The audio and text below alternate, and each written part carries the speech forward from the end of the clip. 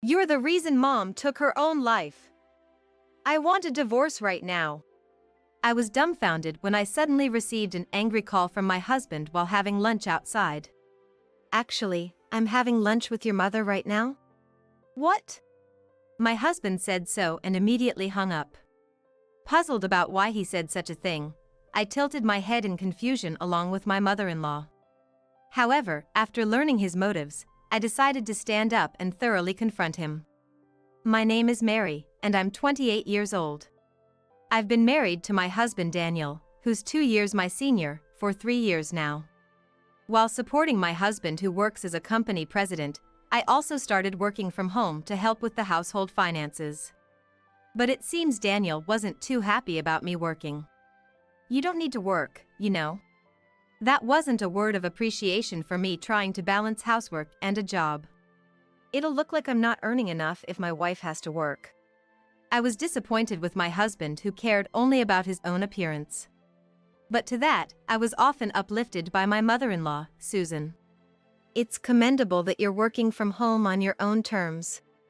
And she often invited me out for lunch. I loved Susan, and despite how I felt about my husband, I was content with my life. Maybe I've been too lenient with Daniel.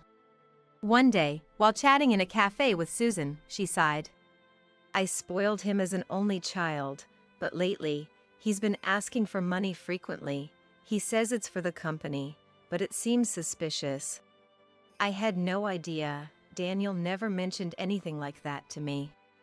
But knowing my husband who likes to show off, even if the company was in trouble, he probably wouldn't tell me until it was too late. I sometimes regret how I raised my child. I worry if I've been a burden to you, Mary, and it keeps me up at night. Susan, you've done nothing wrong.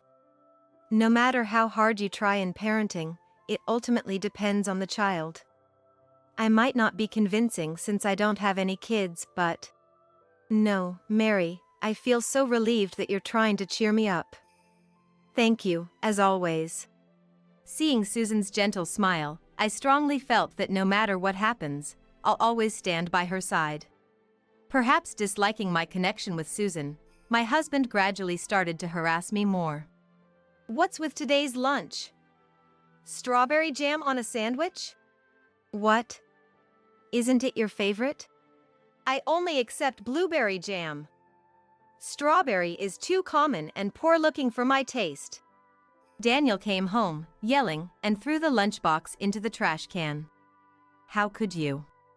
That lunchbox is getting old too. Buy a new one, will you?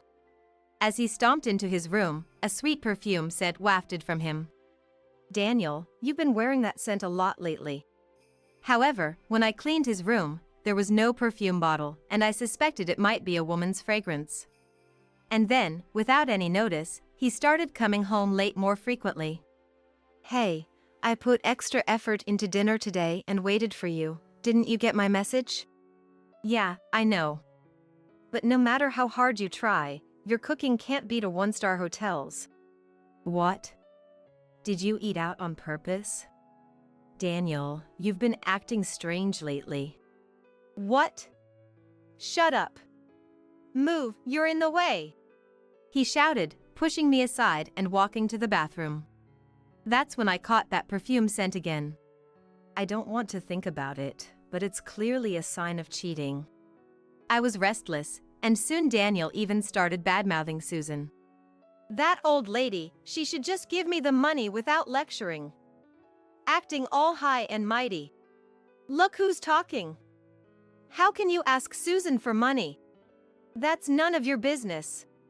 He seemed irritated and kicked the trash can to intimidate me. And usually, wives and mother-in-laws don't get along. It's not supposed to be that way. But Susan is such a good person. I have no reason to dislike her. My husband clicked his tongue in annoyance at my response. Then, Daniel started badgering me about Susan. Mom was complaining about you again. Says she hates going out with you because you're an inconsiderate daughter-in-law. No way! Susan would never say that. Considering my relationship with Susan so far, I couldn't believe Daniel's words. You really are naive. Why would she reveal her true feelings to a daughter-in-law like you? She's just been tolerating you. Watching my husband's exasperated expression, I began to worry if it might be true. Moreover, he told me Susan didn't want to see me and asked me not to contact her. I intended to trust Susan, but I thought it best to lay low for a while. Oh, right. Mom asked me to give you something. What is it? But when I looked inside the box Daniel handed me, it was rotten and emitted a terrible smell. I grimaced.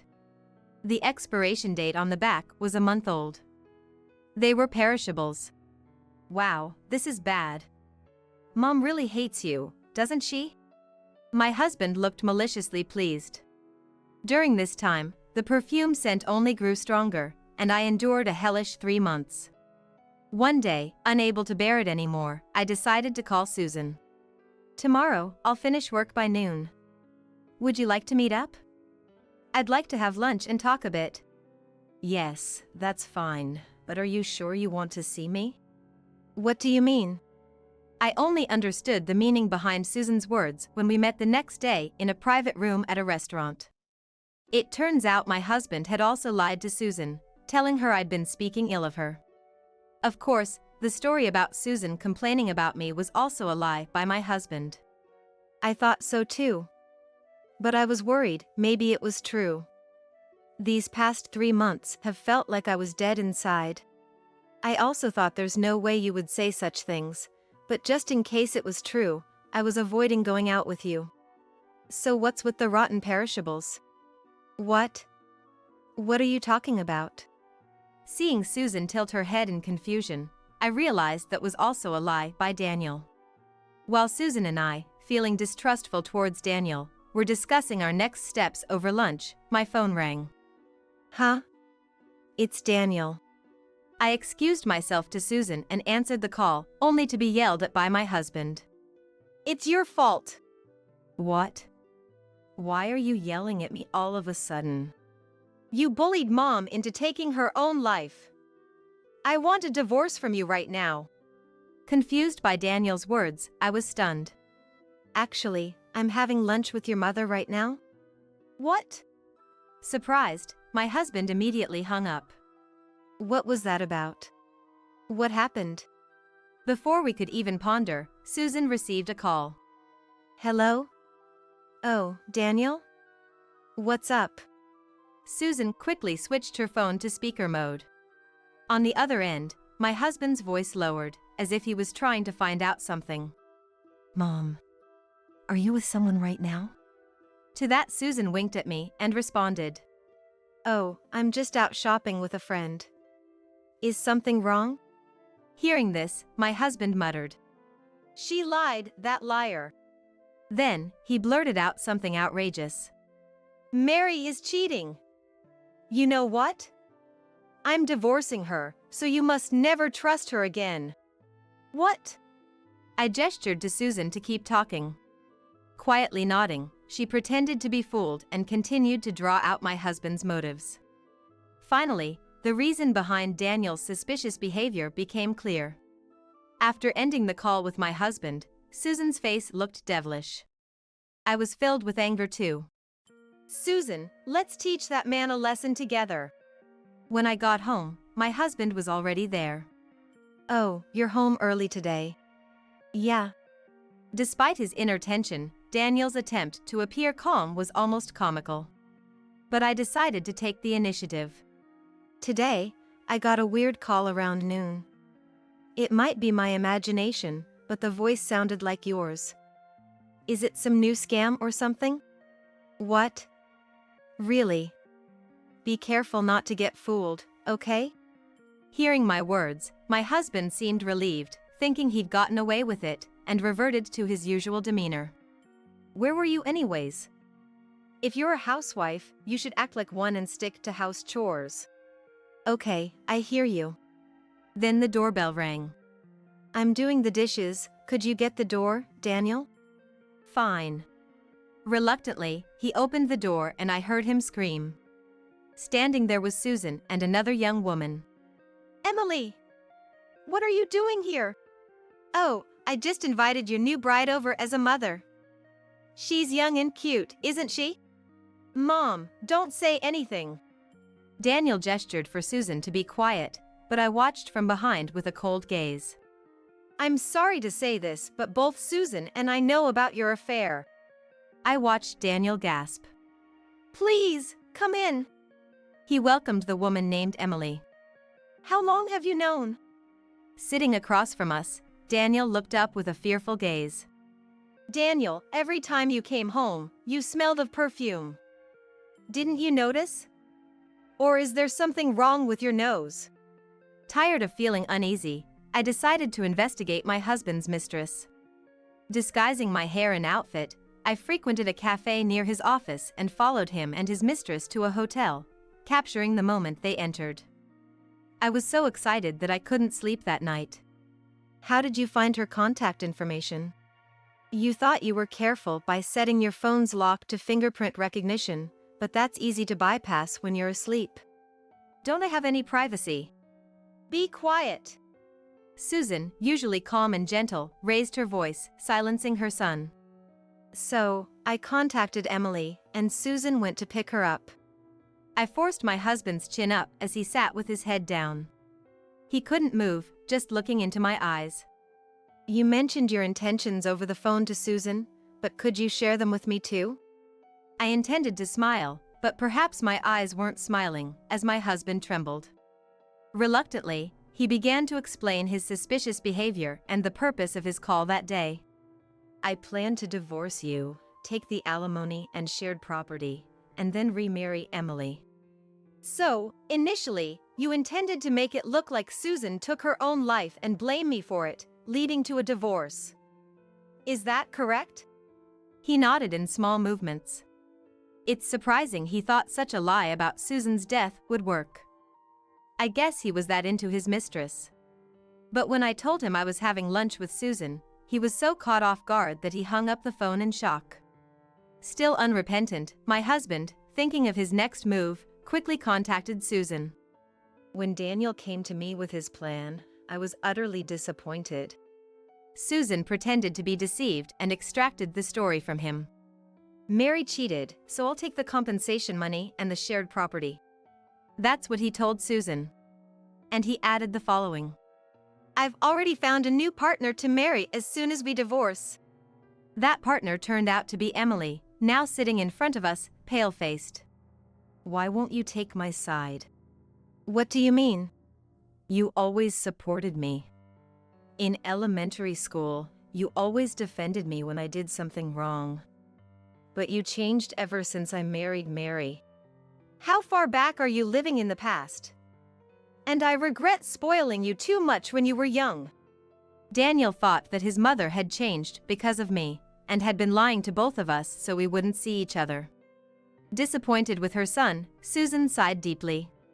I never thought you could be so selfish. I'll end it here.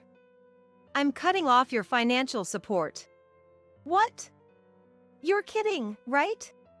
Actually, Susan had been financially supporting Daniel's company, and his success as a president was largely due to her. However, after becoming suspicious of his constant requests for money, Susan discovered he was using the funds for his mistress and not the company. I no longer consider you my son. I'm disowning you, so leave this house. Daniel's face turned increasingly pale. It was only natural, since the house we lived in was in Susan's name, and he had always relied on his mother. Seeing him look at me in panic, I pushed the divorce papers towards him. Sign here, please. Here's a pen. Enjoy your life with your mistress as much as you want. At least let me off the compensation money. Don't joke with me. How dare you claim Susan took her own life? I said so and slapped his face. What? If there's no money, there's no benefit to marrying an old man like you. The mistress said so and slapped his face too. Daniel, holding his face, teared up and collapsed on the floor. By the way, Emily, I'll be seeking compensation from you too. What? Why me? You can't just meddle with someone's husband and get away scot-free. But she too slumped powerlessly to the floor, and together, Susan and I kicked both the Daniel and Emily out into the cold. After divorcing my husband, I demanded $20,000 in compensation. He was kicked out of the house owned by Susan, his financial support was cut off, and his company went bankrupt. Now homeless and penniless, Daniel is apparently living on the streets. Of course, I also got $10,000 in compensation from the mistress. Susan and I remain close, and after my divorce, I moved in with her. Our bond deepened even more. And we now live freely and happily together, just the two of us. I will be erased soon. A letter from my sister-in-law Elizabeth, who had taken her own life, arrived addressed to me. It came a week after she had passed to the other side. Despite her will already being found, what on earth was going on? I couldn't understand it all. But when I saw that letter, my hands started shaking with anger. This can't be forgiven. The letter ended with the words, "Report to police immediately." Little did I know what would happen next. My name is Jessica, I'm 28 years old. I live with my husband Paul, who is 5 years older than me. Both of us worked at different companies. Paul had a sister named Elizabeth, a very gentle person who, and for me who had no sisters, was like a real sister. And Elizabeth treated me like a sister as well. My sister-in-law was unmarried, and said she had no boyfriend, but she confided in me alone. Actually, there's someone I've been interested in lately. He's a wrestler and is very strong, Elizabeth said with a happy smile. And this was a secret kept between just us. My father-in-law was a practicing doctor, but passed away due to illness 3 months ago, and after that, Elizabeth started living with my mother-in-law. But then, my mother-in-law also passed to the other side. The cause was due to an overdose of medication, likely obtained from my father-in-law's clinic. After my father-in-law passed away, they were considering closing the clinic since my parents-in-law were known as a loving couple to everyone. The will created on the computer mentioned my mother-in-law couldn't bear my father-in-law's death. But my mother-in-law was a person who always enjoyed writing and had a beautiful handwriting as well. So I felt it was odd that her last message to this world wasn't handwritten. But my husband simply accepted it. She chose to go to the other side, so it's not strange she did something different. She must have been that lonely. Indeed, thinking of my mother-in-law's immense sorrow for the love of my father-in-law, I oddly found myself agreeing with Paul. But, amidst such interference, there was a mountain of things left to do. Because my mother-in-law had hardly touched anything inherited from my father-in-law, she had left behind a vast fortune. Paul would find time to immerse himself in the inheritance procedures. In contrast, my sister-in-law began sorting through my mother-in-law's belongings, one by one. And from this time, I started to notice a change in Paul's behavior. When he's home, he would stay in his room, and when he had work, he would come home late. And then finally, he started frequently coming home in the morning without telling me at all. "You've been acting strange lately. What on earth are you doing?" "It's none of your business." "But your mother just passed away, and you're not coming home until morning." "Shut up. Don't preach to me." My husband stormed out the door and became unreachable, not returning until the next evening. Given the gravity of our marital crisis, I confided in my sister-in-law about the situation with him. "I'll subtly ask Paul what's been happening. Let's work together and resolve this." Her encouragement somehow bolstered my spirits. Yet, what followed was unimaginable. The very next day, my sister-in-law suddenly left this world. The cause was the same as my mother-in-law's, an overdose. And she too had left a note. "I will join my beloved mother on her journey." But the idea that Elizabeth, who had been so positive just days before, taking her own life made no sense to me. "Something is definitely wrong. Let's get the police to investigate. Making a fuss won't bring Elizabeth back. You just do what you're supposed to do quietly." Despite my inability to accept, the funeral wouldn't wait. With a heart full of sorrow and unresolved feelings, I proceeded to make the arrangements. After Elizabeth's funeral, exactly 1 week later, I was set to return to work. Arriving at the office, there was an envelope on my desk. It seemed to have arrived while I was away. Who could it be from? What? This can't be. I was shocked to see the sender's name. It was a letter from Elizabeth, who had passed away. Panicked, I opened it. I will be erased soon. Report to the police immediately. This sentence caught my eye. And as I continued to read, my hands began to tremble. The hidden truth. I can't believe this. Gradually, I felt a strong anger building inside me, my head heating up. Reflecting on everything that had happened, I resolved to put an end to it myself. But I still lacked the crucial piece to do so. Thus, I sent a letter to someone, quietly waiting for the right time. 2 nights later, I visited my parents-in-law's home and hid myself. Then, a dark figure quietly entered my sister-in-law's room. I followed the dark figure and then turned on the light. It's so bright. The person rummaging through Elizabeth's desk was none other than my husband, Paul. What are you doing here? And in the dark, too. It's as if you're searching for something, hoping not to be found. Don't say something stupid. What are you doing here yourself? As if I was the one doing something wrong, he pointed his finger at me. Ignoring my husband, I pulled out something I had prepared from my bag. Did you happen to read this letter? It was a letter I had written, pretending to be my sister-in-law, addressed to myself to arrive at our house. It read, "Inside my desk, there is evidence of my brother's crime. Jessica, take this and report to the police." I had anticipated my quick-thinking husband would guess a letter from my sister-in-law contained something serious and would read it without permission. Seeing this, you came to destroy the evidence, but unfortunately, what's written here was a fake I created to lure you in. What are you talking about? I was just cleaning up. Really? Then can you say the same after seeing this? I took out the letter I had received from my sister-in-law a few days ago. Elizabeth knew you were responsible for sending your mother to the other side. That's why she pressured you to turn yourself in, right? But you took care of her too.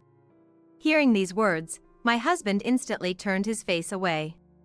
I pressed on, presenting the content of the letter to Paul.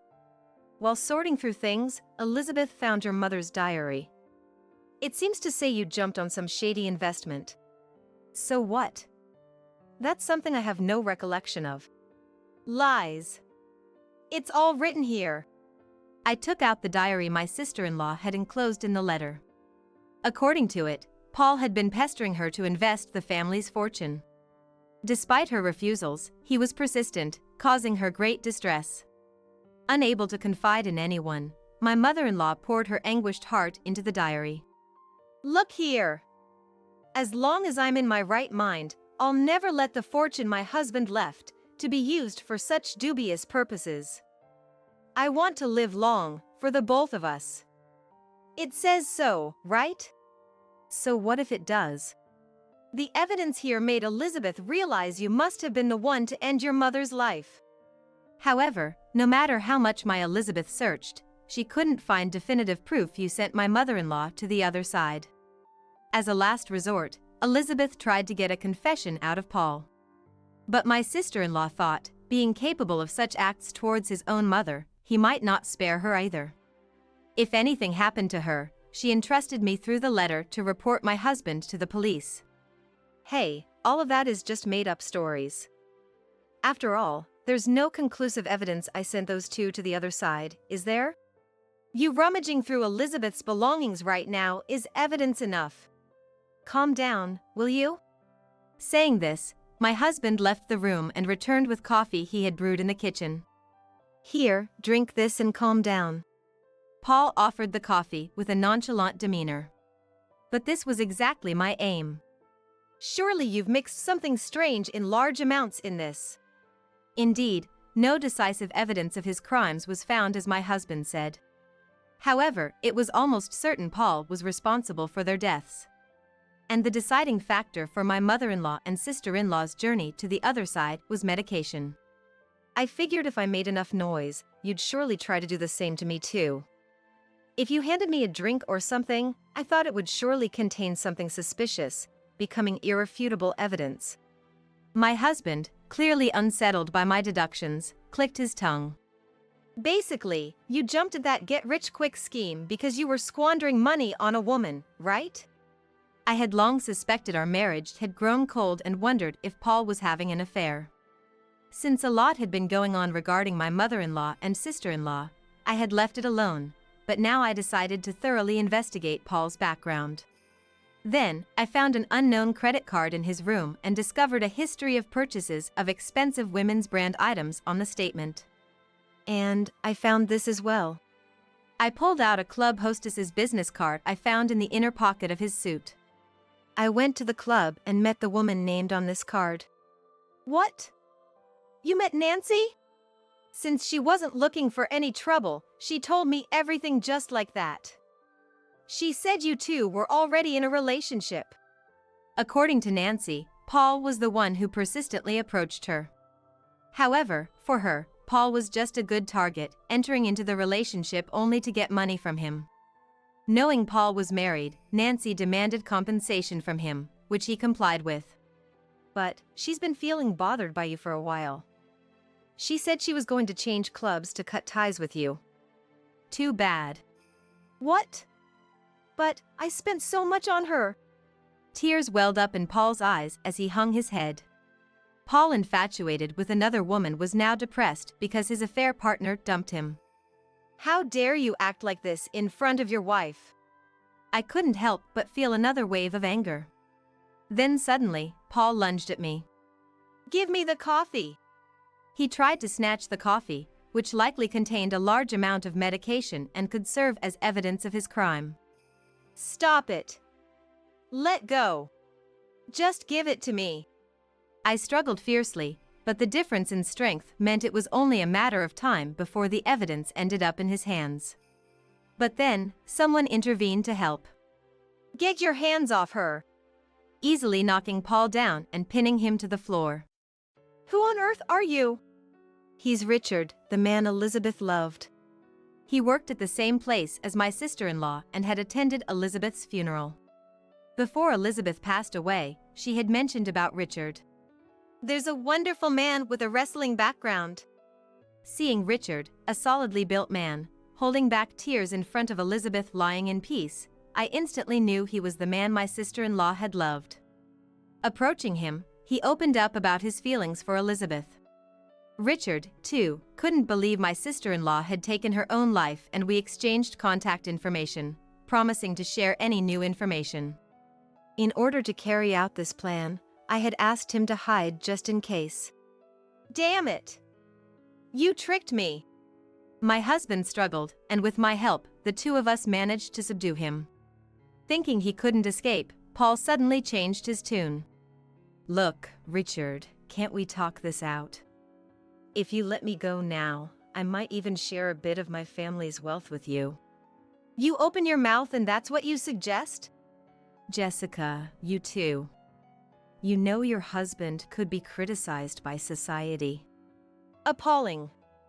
Did you really think I'd stay by your side for life? You really are full of yourself. You and I are over. When I mentioned breaking up, my husband's face turned pale. What? I'm going to be abandoned by my wife and get locked up? No, I don't want that. Paul struggled fiercely again, but Richard restrained him. I'm sorry. Please forgive me. Never. You took the lives of your own mother and sister. Thinking of the two who had gone to heaven, I couldn't let Paul get away with this. I clenched my fists and glared at my husband. You're the worst kind of human being. I will never forgive you, Paul. Serve your time quietly behind bars. Just be prepared never to see the outside world again. My life is over. Crying out, my husband was immobilized by me and Richard. We then called the police, and soon after, officers arrived and took him away. Paul was later interrogated and seems to have confessed. A large amount of medication was detected in the coffee, sealing his fate. Aware of the severity of his crimes, he seemed to have resigned himself to his fate, losing all energy in life. As for myself, I divorced Paul and demanded a compensation of $30,000 from him and $10,000 from Nancy. And as for Richard, he said he is going to move on with his life. After all the procedures were completed, I moved to a new home, ready for a fresh start. I've been assigned new tasks at work, and despite the challenges, I feel the most fulfilled I've ever been.